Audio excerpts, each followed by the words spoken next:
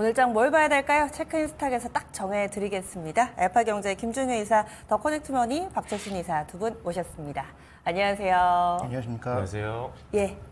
이번 주에 우리나라에서 금통위도 있고요. 전체적으로 보더라도 이 미국의 연준 관계자들의 발언들도 이어집니다. 따라서 오늘 첫 번째 체크인스탁에서는 금리 인하 내용 좀 다뤄보고자 합니다.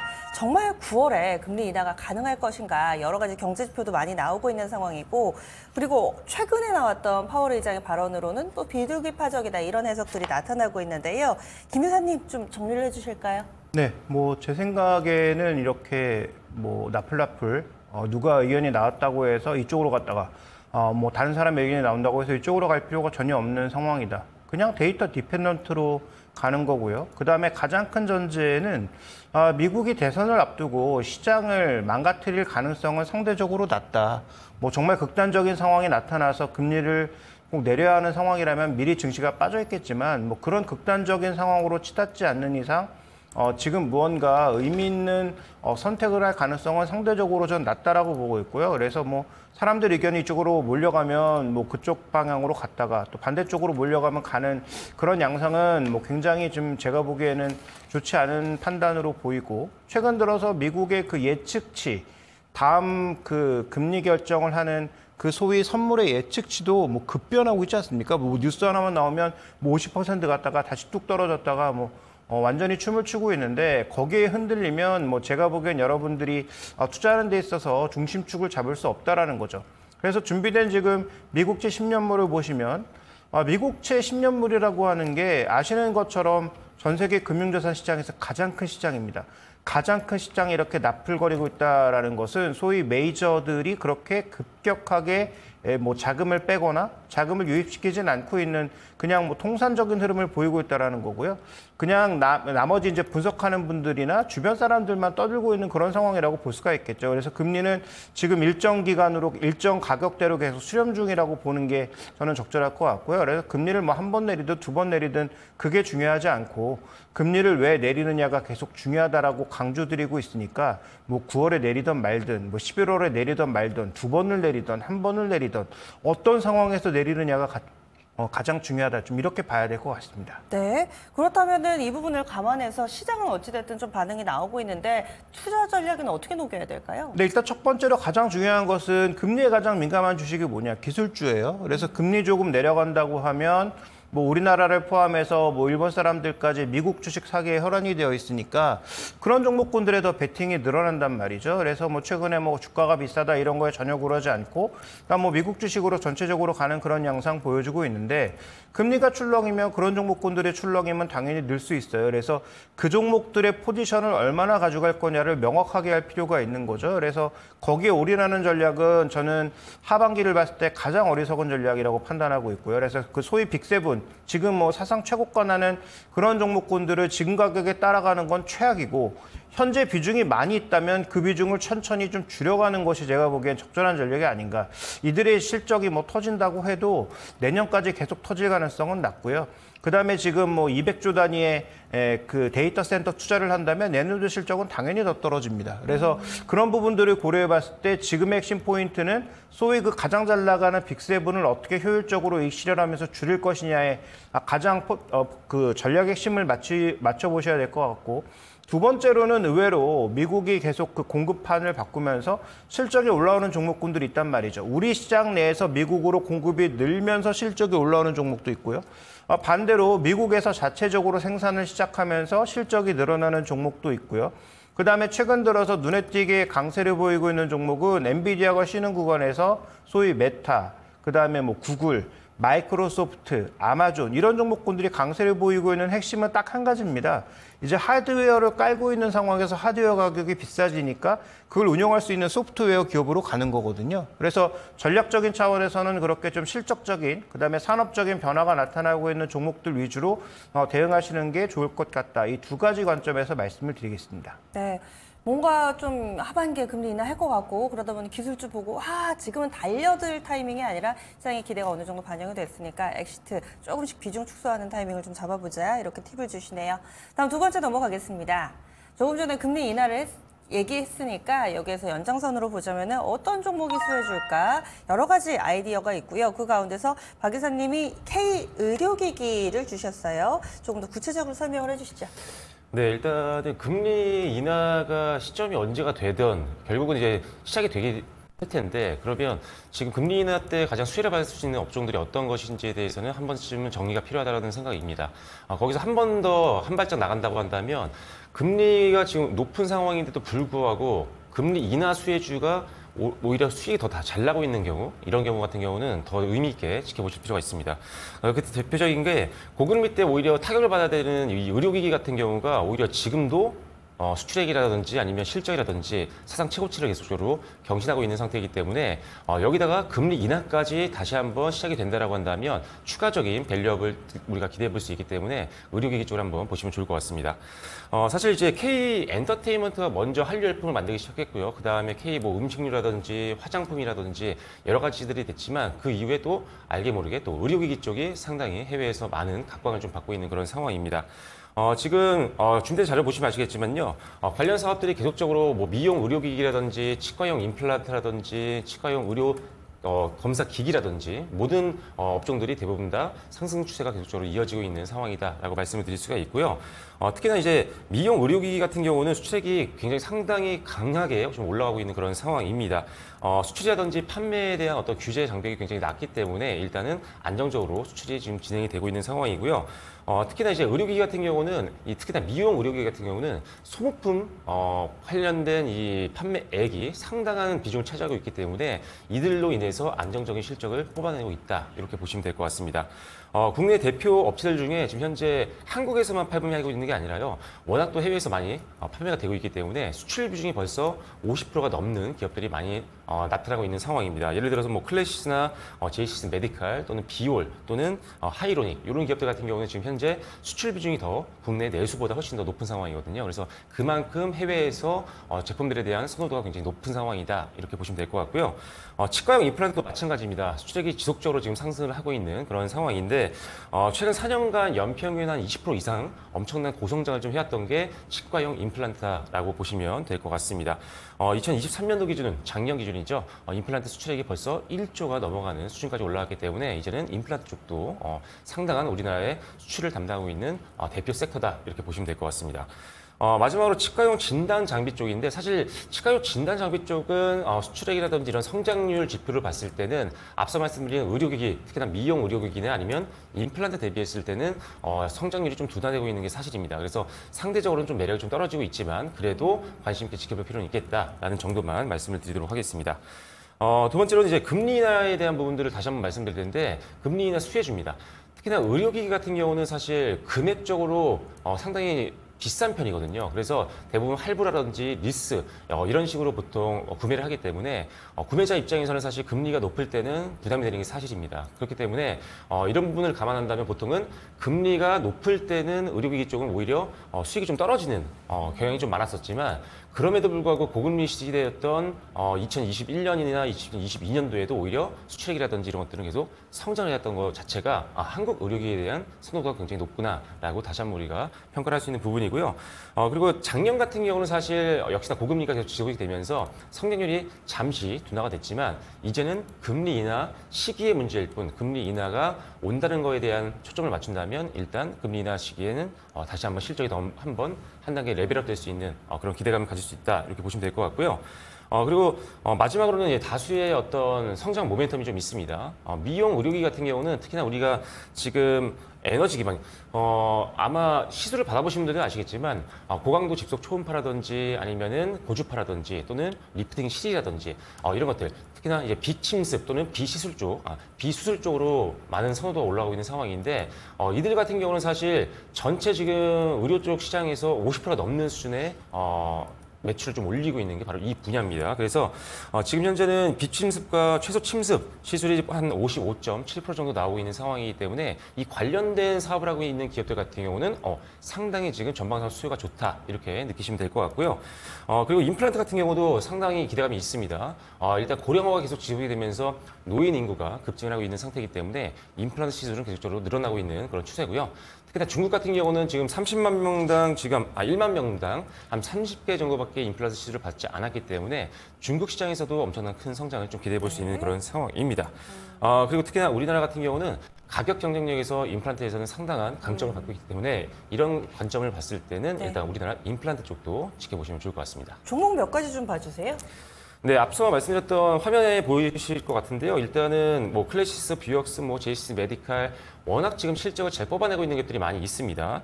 그 중에도 지금 최근에 이제 클래시스 같은 경우는 주가가 고점을 만든 이후에 일부 조정을 좀 받고 있는 모습인데 일단은 하락폭이 좀 줄어들면서 저점을 만들고 있는 상황입니다. 눌림목을 한번 공략해 보셔도 좋을 것 같고요. 지금 외국인들 수급도 계속 유입이 되고 있는 상황이기 때문에 수급적으로도 좀 안정적이다라는 관점 말씀드리겠고 추가적으로 뷰역스도 괜찮은 것 같습니다. 뷰역스 같은 경우는 지금 박스권 흐름이 계속 지속이 되고 있는데 지금 현재 박스권 하단 부분에서 이제 반등을 준비를 하고 있는 상황이기 때문에 오늘은 좀 더 지켜봐야겠지만 양봉이 나오면서 반등이 좀 나온다라고 한다면 방금 그려드렸던 박스권 상단 부분까지 한번 1차 목표가를 보시면서 접근도 고려해 보시면 좋을 것 같습니다. 들으면서 질문이 두 가지가 생각이 나는데 첫 번째 미용 의료기기는 수출이 좋아진 만큼 주가도 많이 올랐는데 지금 밸류는 괜찮을지 그리고 두 번째로 이 치과 치료 관련해서는 작년에는 정말 잘 갔잖아요. 근데 네. 올해는 주가가 정말 좀 초라하게 바뀌어 있던데 그 원인이 특별히 좀 있을지.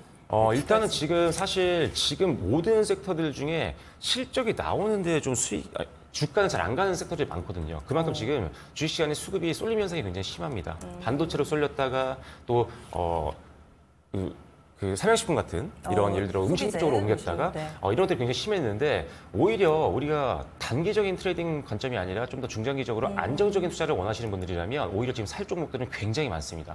방금 말씀드렸던 임플란트 관련된 종목들도 실적은 잘 나오고 있는데 주가는 좀 안 갔거든요. 그래서 오히려 이럴 때 저가 매수를 하기 좋은 타이밍이기 때문에 네. 시야를 한번 넓혀보시면 좋을 것 같습니다. 미용 의료기기 쪽 밸류도 괜찮다고 보시는 거죠? 네, 아직? 미용 의료기기도 사실 네. 오히려 수출액이 더 늘릴 것으로 지금 보고 있는 상황이기 때문에 사실 비싸긴 했죠. 방금 말씀드렸던 뭐 클래시스 같은 경우도 네. 비쌌지만 지금 눌림이 좀 나왔기 때문에 다시 한번 좀 접근하는 거는 고려해 볼 만하다라는 전점 말씀드리도록 하겠습니다. 네, 알겠습니다. 다음 세 번째 포인트 넘어가겠습니다. 요즘에 소외된 쪽이 슬슬 또 시동을 거는 경우도 있는데 살짝 들어 올렸다가 다시 또 꺼지는 경우도 있습니다. 석유화학 쪽인데요. 이런 다소 좀 우울해 보이는 석유화학 섹터 내에서도 벼뜨는 곳은 있다. 김 이사님이 이렇게 써주셨는데 어떤 쪽 보시는지 궁금하네요. 네, 이미 주가가 상당 부분 조금 차별화되어 있는 그런 종목군들 내에서 아이디어를 찾는 게 저는 핵심이다라고 보고 있는데 그러니까 뭐 지금 상대적으로 PB 관점에서 저 바닥에 있는 뭐 롯데케미칼 같은 종목군들도 뭐 장기적으로 보면 뭐 좋을지 모르겠지만 어쨌든 지금 뭐 중국 시황이라든지 향후 중동 쪽에서 물량이 나왔을 때 그걸 어떻게 소화할 거냐에 대해서는 조금 다른 얘기거든요. 그래서 지금 우리가 봐야 될 것은 주가도 조금 개선되어 있고 상대적으로 주가가 개선된 이유가 실적 때문이라는 것을 방증할 수 있는 그런 종목을 골라야 된다라는 것인데 뭐 지난 시간에 뭐 KCC 뭐 이런 종목군들을 말씀을 드렸는데요. KCC도 넓은 범주에서 보면 그 안에 들어가지만 제가 오늘 말씀드릴 종목은 뭐 두 종목인데 두 종목도 시황에 좀 받쳐주고 있다라고 봐야 됩니다.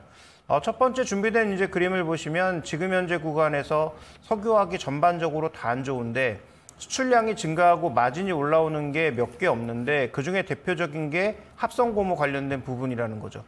준비된 그래서 보시는 것처럼 지금 이 합성고무 SBI 같은 경우에 이미 마진이 회복된 지 꽤 됐고 현재 지금 뭐까지 회복되고 있냐면 라텍스까지 회복되고 있다는 거죠. 그래서 우리가 그 옛날에 동남아 가서 사오던 그런 라텍스 말고도 이 라텍스 자체가 뭐 장갑이라든지 이런 쪽에 쓰이는 그런 고무, 합성고무라고 봐야 되는데 실제로 수출하는 그 말레이시아 장갑 업체들의 매출이 30% 이상씩 증가하고 있는데 그 이유는 미국이 중국을 밀어내면서 말레이시아나 이런 쪽이 올라가고 있다. 그래서 실제적으로 우리나라의 라텍스 수출 실적이 역대 최대는 아니지만 연중 최고로 올라오고 있는 이유가 거기에 있다. 이렇게 볼 수가 있는 상황이고요.